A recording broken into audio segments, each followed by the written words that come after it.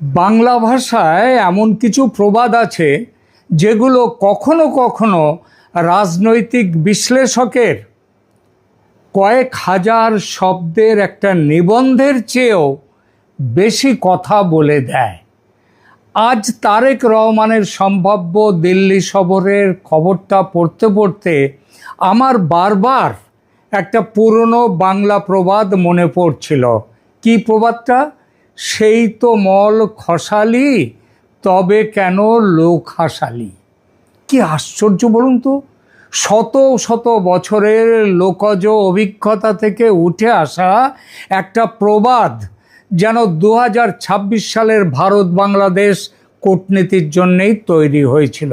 কারণ আজ 21শে August the Indian express পত্রিকার কূটনৈতিক সূত্র উদ্ধৃত করে জানাচ্ছে যে বাংলাদেশের প্রধানমন্ত্রী তারেক রহমান আগামী 23 থেকে 25শে আগস্টের মধ্যে দিল্লি আসতে পারেন। পত্রিকাটি বলছে এর আগে গত শুক্রবার মানে গতকাল অর্থাৎ 21শে আগস্ট তার ভারত সফরের একটা সম্ভাবনা ছিল। রয়টার্সও খবরটি প্রকাশ করেছে। তবে একটা সতর্কতা এখানে অবশ্যই রাখব। বাংলাদেশের প্রধানমন্ত্রীর প্রেস সচিব AAM সালে তিনি রয়টার্সকে বলেছেন ঢাকা এখনও সফরের বিষয়ে চূড়ান্ত সিদ্ধান্ত নেয়নি, আর ভারতের বিদেশ মন্ত্রকও এখনও আনুষ্ঠানিক কোনো ঘোষণা করেনি। অতএব আমরা বলবো সফরটি অত্যন্ত সম্ভাব্য, কিন্তু এই মুহূর্ত পর্যন্ত আনুষ্ঠানিকভাবে চূড়ান্ত ঘোষণা হয়নি।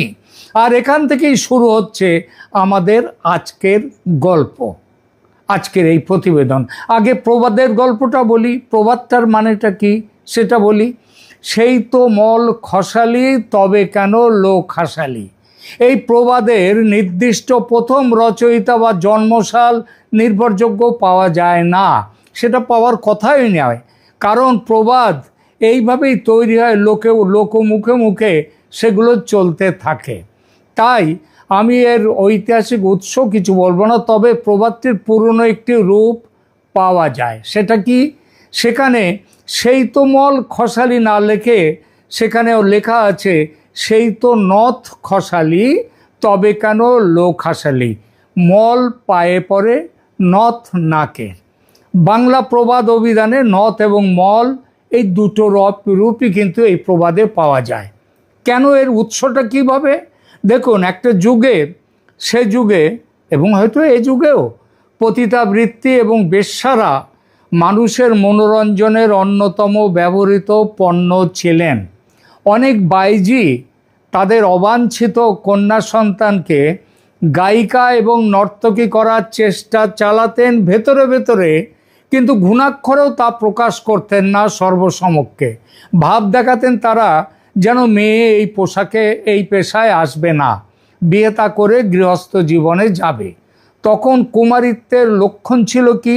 নথ। আর নথ ভাঙার অর্থ ছিল কুমারিত্ব বিসর্জন দেয়া।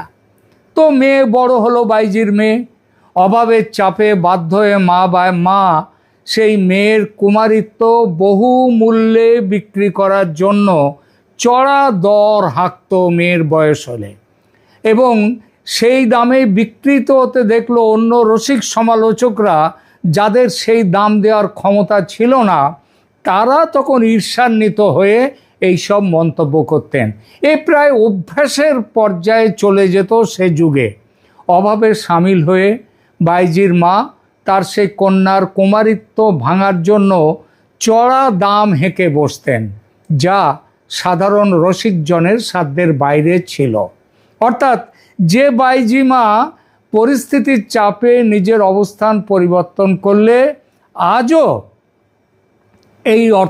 এই মন্তব্য করা হয়। এর অর্থ কিন্তু বেশ পরিষ্কার। প্রথমে কোনো কাজ করতে প্রবল আপত্তি জানানো, নানা বাহানা দেখানো, তারপর শেষ পর্যন্ত নিজেই আবার সেই কাজ করতে রাজি হয়ে যাওয়া, অর্থাৎ অনর্থক ভনিতা। তখন এবং এই জন্যেই এসছে, লোকে বলতো, কথাটার মর্মার্থ, যেটা শেষ পর্যন্ত করতেই হলো, সেটা প্রথমে করলে এত নাটকের প্রয়োজন ছিল কি? এখানে ওই সেই তো মল খসালি তবে কেন লোক খাসালি এই প্রসঙ্গে এবার ঢাকা থেকে দিল্লি যাওয়া যাক। চলুন যাই। তারেক রহমানের ক্ষেত্রে প্রবাদটা কেন মনে পড়ছে? তারেক রহমানের সরকার ক্ষমতায় আসার পরে ভারত সম্পর্কে ঢাকার অবস্থানটা একটু মনে করুন। প্রথমে শেখ হাসিনার প্রত্যর্পণের দাবি, তারপর বলল ভারতকে বাংলাদেশের দাবির প্রতি সাড়া দিতে হবে, তারপর তারেক রহমানের দিল্লি সফর নিয়েও প্রশ্ন উঠল এবং ওসমান হাদির হত্যাকারীদেরও ফেরত পাঠাতে হবে সেটা উঠল। মাত্র 5 দিন আগে 16ই আগস্ট রয়টার্স বাংলাদেশের পররাষ্ট্র মন্ত্রণালয়ের মুখপাত্রকে উদ্ধৃত করে জানিয়েছিল যে তারেক রহমানের ভারত সফরের আগে দরকার একটা মোর ফেভারেবল ডিপ্লোম্যাটিক এনভায়রনমেন্ট, অর্থাৎ আরও অনুকূল কূটনৈতিক পরিবেশ। একই সঙ্গে শেখ হাসিনাকে ফেরানোর বাংলাদেশের দাবিটিও তখন সামনে রাখা হচ্ছিল। তার মানে কি? সোজা বাংলায় দিল্লি যাব কিন্তু পরিবেশ ঠিক হতে হবে, ভারতকে কিছু করতে হবে, ঢাকার আপত্তির জায়গাগুলো দেখতে হবে, তারপর সফর। কিন্তু মাত্র কয়েকদিনের মধ্যে কি দেখছি দি ইন্ডিয়ান এক্সপ্রেস বলছে 23 থেকে 25 আগস্টের মধ্যে তারেক রহমান দিল্লিতে থাকতে পারেন। তিনি দিল্লিতে আসতে পারেন 23 বা 24 আগস্ট, যে কোনো একটা দিন, দুদিনের সফর। তাই বাংলা প্রবাদটা মনে পড়বে না যে সেই তো মল খসালি তবে কেন লোক হাসালি? প্রশ্ন হলো, ভারত কি বাংলাদেশের কোনো দাবি মেনে নিয়েছে? এই জায়গাটা সবচেয়ে গুরুত্বপূর্ণ। এখনো পর্যন্ত প্রকাশ্য তথ্য অনুযায়ী ভারত শেখ হাসিনাকে বাংলাদেশের হাতে তুলে দেবে বা দিয়েছে এমন কোনো ঘটনা ঘটেনি এবং সেটা ঘটবার সম্ভাবনাও নেই। ভারত স্পষ্ট বলে দিয়েছে আইনি পথে চলবে। ভারত বাংলাদেশের এক্সট্রাডিশন রিকোয়েস্ট পেয়েছে এবং বিষয়টি নিজস্ব আইনি কাঠামোর মধ্যে বিবেচনা করছে। এই পর্যন্তই ভারতের প্রকাশ্য অবস্থান। অথচ ঢাকা বলছিল কি, শেখ হাসিনার বিষয়টি ভারত বাংলাদেশের সম্পর্কের প্রধান সমস্যা। তাহলে যদি তারেক রহমান সত্যিই 23 থেকে 25 আগস্ট দিল্লিতে আসেন, এবং বললাম আবার এই সম্ভাবনা মোটামুটি ধরে নিন পাকা, তাহলে স্বাভাবিকভাবেই প্রশ্ন ওঠে যে ফেভারেবল ডিপ্লোম্যাটিক এনভায়রনমেন্ট বা অনুকূল পরিবেশের কথা বলা হচ্ছিল সেটা তো তৈরি হয়নি। ভারত তাহলে কি এমন করলো গত কয়েকদিনে? শেখ হাসিনাকে ফেরত দিল না? ঢাকার দাবি মেনে নিল না? তাহলে বদলানো যে এই যে বাংলাদেশের স্টান্স চেঞ্জ হয়ে গেল, সেটা কেন? এই প্রশ্নটাই আজ সবচেয়ে গুরুত্বপূর্ণ। আন্তর্জাতিক রাজনীতিতে অবশ্যই ইউটার্ন কোনো অপরাধ নয়, অনেক দেশই করে। এখানে একটা কথা খুব পরিষ্কার করে বলা দরকার, কূটনীতিতে অবস্থান পরিবর্তন করা কোনো পাপ নয়, বরং রাষ্ট্র পরিচালনায় অনেক সময় সেটাই হলো বুদ্ধিমানের কাজ। দেশের স্বার্থে গতকালের অবস্থান আজ বদলাতে হয়, শত্রুর সঙ্গে কথা বলতে হয়, প্রতিপক্ষের সঙ্গে বসতে হয়, নিজের ঘোষিত অবস্থান থেকে সরে আসতে হয়। সুতরাং তারেক রহমান যদি উপলব্ধি করে থাকেন যে ভারতের সঙ্গে সংঘাত করে বাংলাদেশের লাভ নেই বরং বড় ক্ষতি, তাহলে দিল্লি আসার সিদ্ধান্তকে আমি ভুল বলবো না, বরং বলবো এটা বাস্তববাদ। বাস্তবকে চিনতে পেরেছেন তারেক রহমান, কিন্তু সমস্যা তো অন্য জায়গায়। যে বাস্তবতাটা আজকে বুঝলেন সেটা 3 মাস আগে কেন বুঝতে পারেননি? বাংলাদেশের সামনে ভারত কোনো ঐচ্ছিক প্রতিবেশী, মানে ইচ্ছা থাকলেই একে প্রতিবেশী রাখবো, না থাকলে রাখবো না, এমন কোনো ব্যাপার নেই। বাংলাদেশ চাইলে ব্রিটেনের সঙ্গে সম্পর্ক কমাতে পারে, ফ্রান্সের সঙ্গে দূরত্ব বাড়াতে পারে, আমেরিকার সঙ্গে কয়েক মাস ঠান্ডা সম্পর্ক রাখতে পারে, কিন্তু ভারতকে তো মানচিত্র থেকে সরানো যাবে না।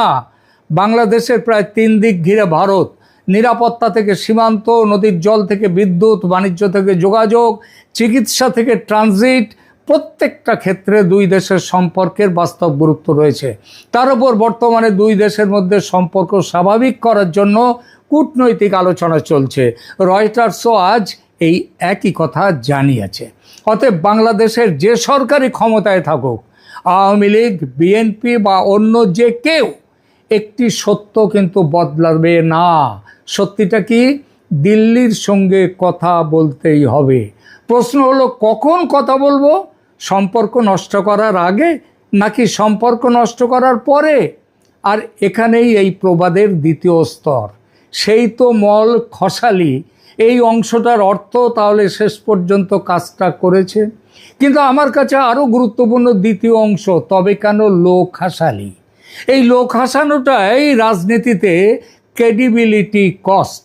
আপনি যদি বলেন এই শর্ত না মানলে যাব না, তারপর শর্ত মানা হলো না, তবু আপনি যাচ্ছেন, তাহলে প্রতিপক্ষ বুঝে যায় আপনার রেড লাইন আসলে রেড লাইন নয়। আপনি যে বললেন যাব না, সেটা নয়। আপনি যদি বলেন আগে পরিবেশ তৈরি হোক, তারপর পরিবেশের দৃশ্যমান পরিবর্তন ছাড়াই যদি আপনি আলোচনায় বসেন, তাহলে পরের বার আপনার হুঁশিয়ারির দর কষাকষির দাম কমে যায়। কূটনীতিতে এটাকেই বলা হয় ক্রেডিবিলিটি প্রবলেম। তাই আমার আপত্তি তারেক রহমান দিল্লি এলে নয়। আমার প্রশ্ন, দিল্লি যখন শেষ পর্যন্ত আসতেই হচ্ছে, তখন দিল্লি সফরকে এতদিন প্রেস্টিজ ইস্যু বানানো হয়েছিল কেন? এবার ভারতের দিকটা দেখুন, দিল্লি কী করেছে? প্রকাশ্যে বেশি কথা কিচ্ছু বলেনি, ঢাকার সঙ্গে যোগাযোগ রেখেছে। দীনেশ ত্রিবেদী বারবার বলেছেন তারেক রহমানকে স্বাগত জানাবার জন্য ভারত অপেক্ষা করেছে, তাকে সর্বোচ্চ সম্মান দেয়া হবে। কিন্তু শেখ হাসিনার প্রত্যর্পণের প্রশ্নে তাৎক্ষণিকভাবে বাংলাদেশের দাবি ভারত মেনে নেয়নি। ওসমান হাদির হত্যাকারীদের দাবিও ফেরত দেওয়ার দাবিও ভারত মানেনি। আবার বাংলাদেশের সঙ্গে সম্পর্কের দরজাও বন্ধ করেনি। আর এটাই হলো কূটনীতির পুরনো খেলা। দরজা খোলা রাখো, কিন্তু দরজার চাবি অন্যের হাতে দিও না। এখন যদি তারেক রহমান দিল্লি আসেন, এবং আসবেন আমি বলে দিলাম, তাহলে মোদি সরকারের জন্য এটা গুরুত্বপূর্ণ ডিপ্লোম্যাটিক ওপেনিং। কারণ ভারতও বাংলাদেশে অস্থিরতা চায় না। বাংলাদেশ ভারতের অত্যন্ত গুরুত্বপূর্ণ প্রতিবেশী। সুতরাং দিল্লির স্বার্থও হলো ঢাকার সঙ্গে ওয়ার্কিং রিলেশনশিপ তৈরি করা। কিন্তু এই সফরের সাইকোলজিক্যাল অ্যাডভান্টেজ, মানে মানসিক যে অ্যাডভান্টেজ, সুবিধা, সেটা কার দিকে থাকবে? নিঃসন্দেহে দিল্লির দিকে। কারণ ভারতকে ঢাকায় যেতে হয়নি, ঢাকাকেই দিল্লির সঙ্গে আলোচনার প্রয়োজনীয়তা স্বীকার করতে হচ্ছে। তবে তারেক রহমানের সামনে সুযোগ যে নেই তা নয়। আমি বিষয়টাকে শুধু বিদ্রূপের জায়গা থেকে দেখতে চাই না। তারেক রহমান যদি সত্যিই দিল্লিতে আসেন, এই সফর তার জন্য একটা বিরাট সুযোগ হতে পারে। তিনি এসে যদি বলেন পুরনো ঝগড়া থাকুক ইতিহাসে, শেখ হাসিনা নিয়ে আমাদের মতপার্থক্য আছে, সীমান্ত নিয়ে সমস্যা আছে, জল নিয়ে সমস্যা আছে, বাণিজ্য নিয়ে সমস্যা আছে, কিন্তু ভারত এবং বাংলাদেশকে পাশাপাশি থাকতেই হবে, তাহলে সেটা হবে স্টেটসম্যানশিপ। অর্থাৎ ইউটার্নকে তিনি চাইলে পলিসি কারেকশানে পরিণত করতে পারেন, নীতিটাকে তিনি পাল্টে নিতে পারেন। কিন্তু তার জন্য দিল্লিতে এসে শুধু দাবি জানালো হবে না। কি দিতে প্রস্তুত বাংলাদেশ সেটা বলতে হবে। ভারতের নিরাপত্তা উদ্বেগ কিভাবে দূর করবেন, ভারত বিরোধী শক্তিকে বাংলাদেশের মাটি ব্যবহার করতে দেওয়া হবে না, এই নিশ্চয়তা দিতে হবে। সংখ্যালঘু নিরাপত্তা নিয়ে দিল্লির উদ্বেগের জবাব দিতে হবে। চীন ও পাকিস্তানের সঙ্গে বাংলাদেশের সম্পর্ক ভারতের নিরাপত্তার জন্যে থ্রেট হয়ে উঠবে না, মানে ভয় হয়ে উঠবে না, তার নিশ্চয়তা কোথায় সেটা দিতে হবে। এই প্রশ্নগুলোর উত্তর নিয়েই আসল আলোচনা। সবচেয়ে বড় শিক্ষাটা কি জানেন বন্ধুরা? রাষ্ট্রনীতি, কূটনীতি আবেগে চলে না, ফেসবুক পোস্টে চলে না, মঞ্চে বক্তৃতা দিয়ে চলে না। রাষ্ট্রনীতি, কূটনীতি চলে জিওগ্রাফি, ইকোনমি এবং ন্যাশনাল ইন্টারেস্ট দিয়ে। আর জিওগ্রাফির একটা নিষ্ঠুর বৈশিষ্ট্য আছে, আপনি সরকার বদলাতে পারেন, নীতি বদলাতে পারেন, বন্ধু বদলাতে পারেন, প্রতিবেশী বদলাতে পারেন না। তারেক রহমান এখন সেই বাস্তবতাটা সম্ভবত বুঝতে পেরেছেন। ভারতেরও বাংলাদেশকে প্রয়োজন, বাংলাদেশেরও ভারতকে প্রয়োজন। তফাৎ শুধু লিভারেজ কে কোন দিকে টান দেবে। আর সেই টান দেওয়াটা বুঝতে ভুল করলে শেষ পর্যন্ত আবার আলোচনার টেবিলেই ফিরতে হয়। আর তারেক রহমান সেটা বুঝেই দিল্লি আসার কথা ভাবছেন। শেষ কথা তাহলে কি, 23 থেকে 25 আগস্ট তারেক রহমান দিল্লি আসছেন কিনা সরকারি ঘোষণার জন্য আমরা অপেক্ষা করব, তবু বলবো ঠিক হয়ে গেছে, চূড়ান্ত হয়ে গেছে। আমার কথা নয়, রয়টার্স বলছে, ইন্ডিয়ান এক্সপ্রেস বলছে। কারণ জার্নালিজমের নিয়মে সম্ভাবনাকে কনফার্মেশন বলা উচিত নয়, কিন্তু রাজনৈতিক ছবিটা ইতিমধ্যে যথেষ্ট পরিষ্কার। কয়েকদিন আগেও বলা হচ্ছিল আগে অনুকূল পরিবেশ তৈরি হোক, তারপর ভারত সফর। আজ দিল্লির কূটনৈতিক সূত্র বলছে তারেক রহমানের ভারত সফর হবে আগামী কয়েকদিনের মধ্যে। সত্যি এই সফরটা যখন হবে তখন আমার প্রশ্ন থাকবে খুব ছোট। ভারত যদি বাংলাদেশের মূল দাবিগুলো মেনে না থাকে, তাহলে এইসব শর্ত দিয়ে লাভ কি? এই অভিমান দেখিয়ে লাভ কি বাংলাদেশের?